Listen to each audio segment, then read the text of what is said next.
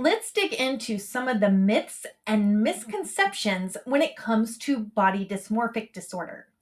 We're going to dig into what body dysmorphic disorder is, what it is not. I, as a dietitian specializing in eating disorders, find this diagnosis particularly problematic. Most of us, when we hear the term body dysmorphic disorder, we correlate it to an image in our high school health class where a very emaciated, typically white, cisgendered female is looking into the mirror and she sees a fat body. When I say the term body dysmorphic disorder, this is often what is recited back to me. Body dysmorphic disorder is very commonly associated with eating disorders. In fact, I think the eating disorder realm actually kind of hijacked the diagnosis of body dysmorphic disorder altogether, which I find kind of ironic because if you actually look in the DSM-5, which classifies body dysmorphic disorder, it is defined as being a preoccupation with a perceived flaw that significantly impacts one's well-being.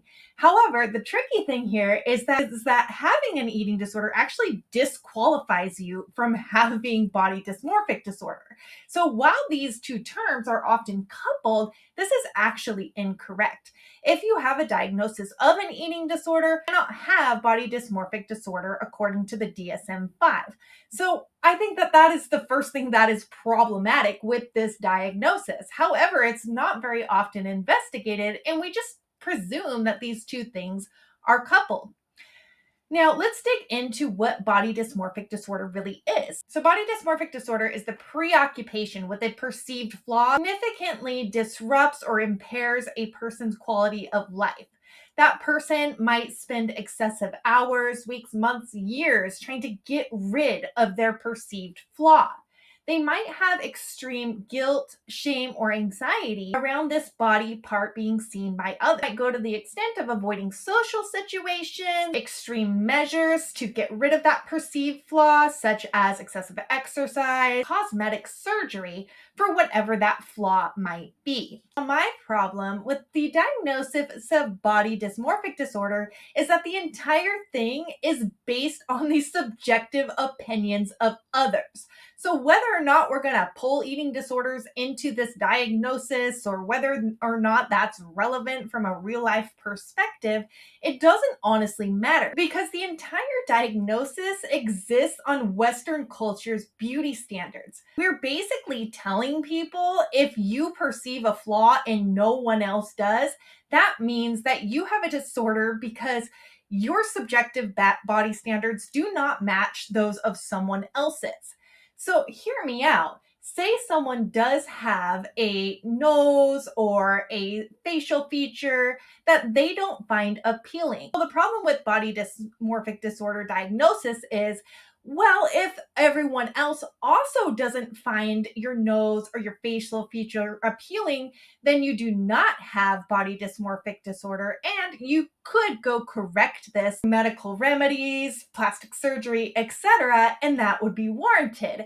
However, if you believe that your facial features or your nose are not appropriate and everybody else thinks that it is just fine, then you actually have a medical diagnosis of body dysmorphic disorder. Basically, the idea here is that we have a disorder based on whether or not everyone else agrees with the way that we're scrutinizing our body. And that is just problematic in itself. So we're going to ignore the fact that according to the DSM-5, eating disorders don't fit into this category because it is often a symptom that we couple with eating disorders. So another thing that is really problematic about the diagnosis of body dysmorphic disorder is we're saying that the person that is seeing themselves is seeing something that isn't really there. So, for example, an emaciated person might see a person in the mirror that is a fat body. However, the problem lies with what if that person actually is in a fat body and they're looking into the mirror and they are seeing that fat body? Is that a problem? No, of course not. And this is very weight centric when we're thinking about supporting a loved one recovering from an eating disorder. I've also heard a lot of really troubling myths about body dysmorphic disorder, in that if a person with an eating disorder or another individual struggling with their body image has body dysmorphic disorder, that's basically it. They can't work on their body image and they can't help to heal their body image because they have this quote unquote diagnosis, which will just always leave them feeling guilty about themselves. The problem is not whether or not the flaw that we perceive actually exists. It's the bullshit beauty standards that diet culture has forced on us that says you need to adhere to all of these patriarchal beauty standards in order to hold value in our society. We're looking to heal someone's body image, whether they are in a small body, large body, a body with a perceived flaw, etc. What body dysmorphic disorder does is it encourages us instead to try to convince that person that they actually don't hold these flaws because, well, diet culture, Western beauty standards said that they don't.